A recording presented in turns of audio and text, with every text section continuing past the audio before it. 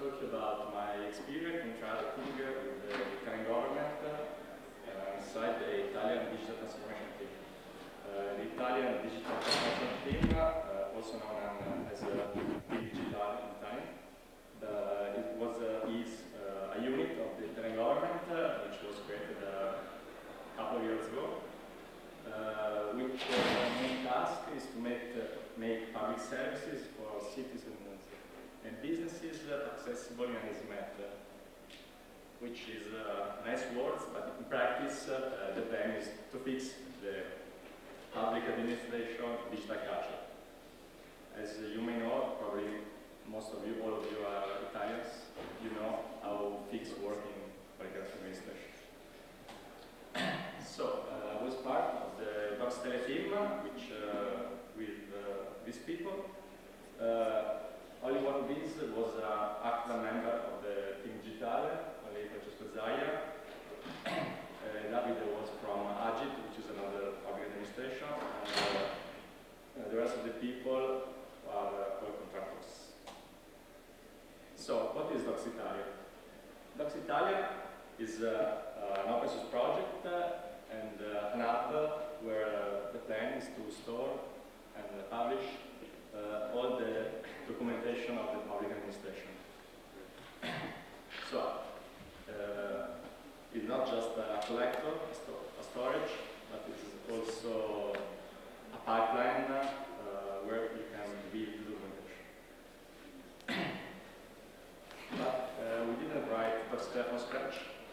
It is a fork on our project called VDM19, which you may know if you use the Python program. Usually the documentation is stored in VDM19. So, again, docs.italia is a fork with the docs, but why create a fork, you may ask?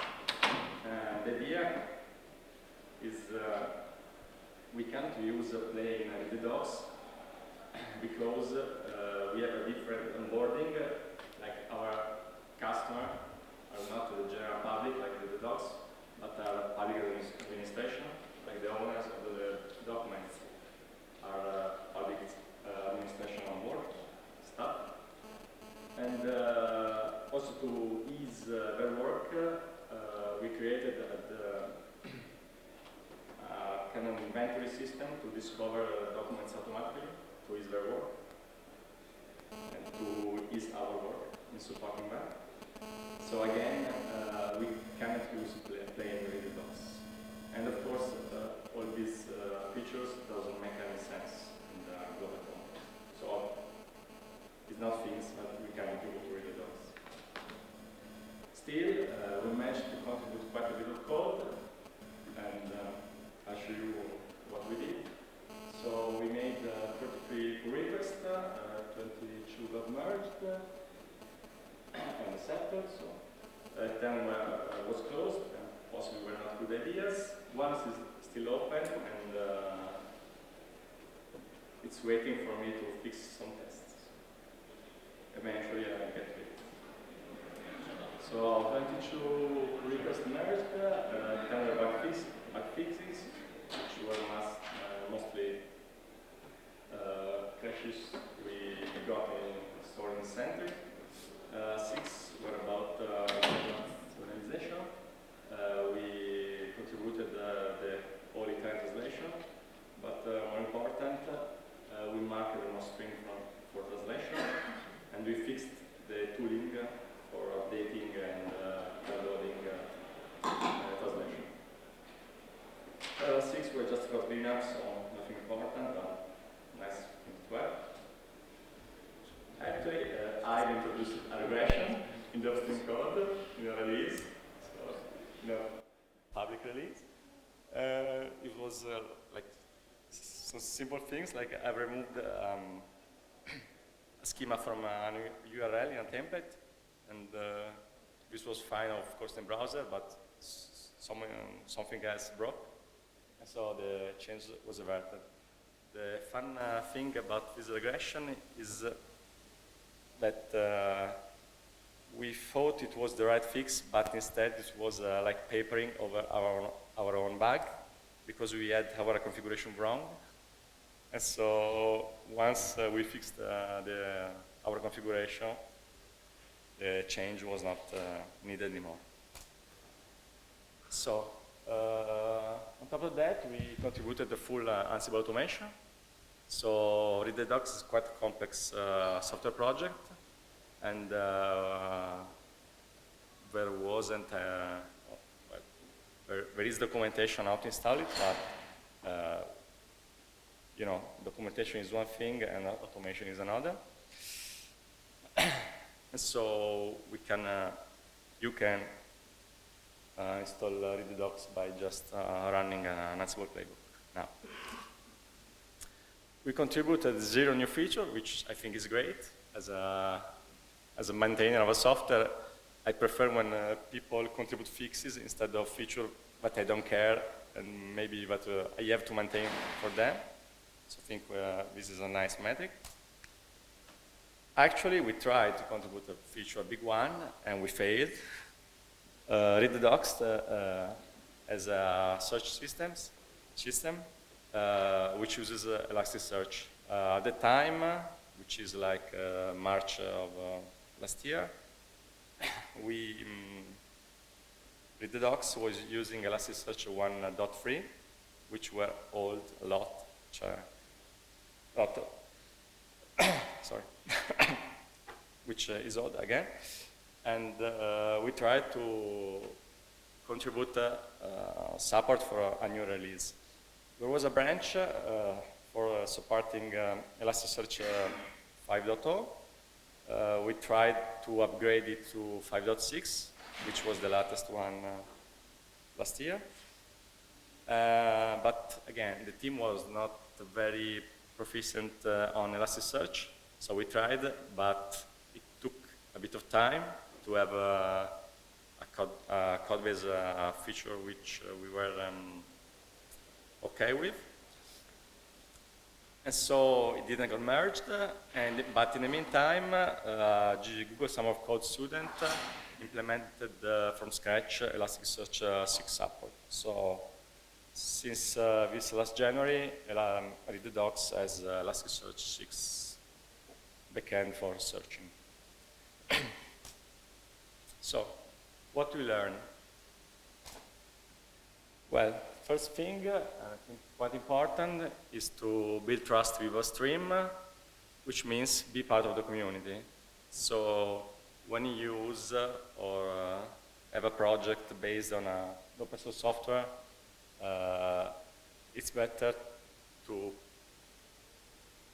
participate in the community, as in like try to engage with the community, with the maintainers, as in try to contribute some time, like fixing issues you have, but also maybe comment and help maintainers to run the project.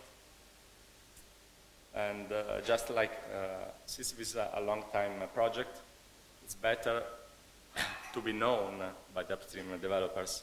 As of course, you may have issues, you may have maybe something to ask them, so better to create trust and a collaboration. Second thing I learned is that a fork is just a long-lived branch, so it's nothing more, just like something more fancy, but in practice you may have had in your career to maintain maybe a branch which was open for a long time, and you have to rebase it, you have to keep it update, you have to fix things. So in the end, this branch grows. And the problem with long-lived branch is that they are pain to maintain. So the more you fix upstream, the less delta you have to maintain downstream. So the more you contribute upstream to the upstream project, the less code you have to maintain, which is fine, I think. Again, when I speak to colleagues or friends, or other programmers, they like this stigma of contributing to open source in the job time, which is, I think is unfair to open source projects. Like, I think all of our work depends on open source projects, so having them in shape, it's, I think, part of our job. So, maintaining a fork got me to realize this one, which, like from an engineering point of view, is probably not correct, but in practice, convenience is always more important than purity. So maintaining a fork means I cannot do everything like I want to do, like maybe I can implement the thing in the right way, in the cleanest way, but still the problem with a fork is that we want to keep it in sync with the upstream code. So we may sacrifice some good design just to make our work simpler. So I cannot spend all my time just trying to being up to date, but I have to deliver some value to my stakeholders. So, a couple of tactics, just override instead of patch if you can. So you don't change the upstream code, but you add more code, which do the behavior you need. And of course, configuration for the win, because the less you have to touch the code, but maybe just changing some knobs may do the job. So one big problem when you maintain a fork again is staying sync with upstream, and I'm using Git vocabulary here. You have usually two choices, to rebase or to merge. In my opinion, there is a correct answer, and then there is merge. So to keep the history clean and to being able maybe to cherry pick or to point people to a single commit, rebase always win. Of course, rebase is a lot more painful, but I think it's way better than have a clear history than a messed one. So conclusions. Not all project forks are bad. Like I know it's always bad to like duplicate a code base, but still when you need it, you can have a positive side effect, like I showed before. And the other point, the most important one, is that you can deliver value while contributing back to open source. So again, the work we do on open source software we care is not a cost, but is an investment. And again, all the work we do upstream, we do it to save work later in our code base. So this is it. These are my contacts. Thank you.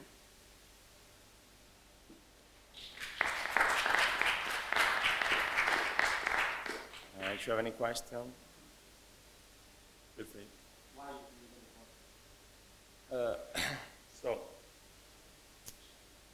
first of all, again, it was the main user of the project, like the people which have to work with the project are public administration staff. And so we need a place where to point them, and it's better to have GitHub/Italia/docs.italia instead of read the docs. Again, so because like we have a wiki there, we have the you manage the issue there, and we may use Italian just to ease people. And again, the installation is ours, and we cannot ask the docs people to maintain our code. So. And we added a lot of code which doesn't make any sense for upstream. like we have had to change all the GitHub ingestion, because with the docs as hooks, install hooks on repositories, so when you push changes, the build process starts. But in our case, we have to check that the repository was of public administration that we know, that the repository was a project that they asked to add to the platform, so we had to add a lot of checks. And also, again, to ease the public administration staff work, we added kind of some metadata they can add on the repository, so they don't need to add manually each documentation repository, but they are scanned and imported automatically by just reading a YAML file. So these are things which kind of some hundreds of lines of code, and that's the reason. So I would have liked to being able to just install the docs and just change the theme, but it was not possible.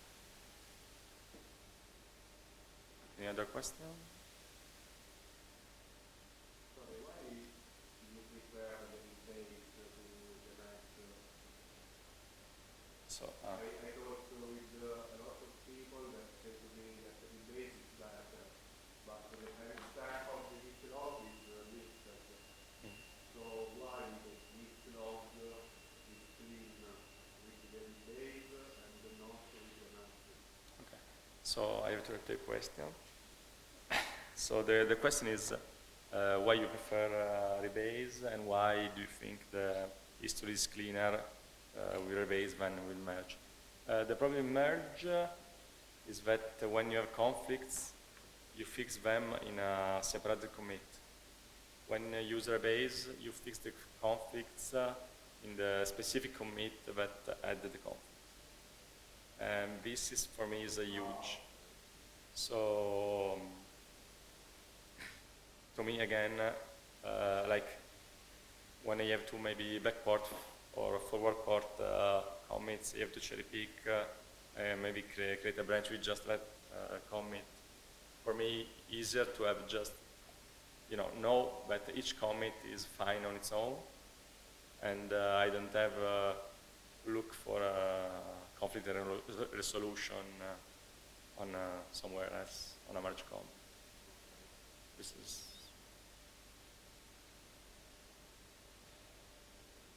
Any other question? Okay. Let's have lunch. Thank you again.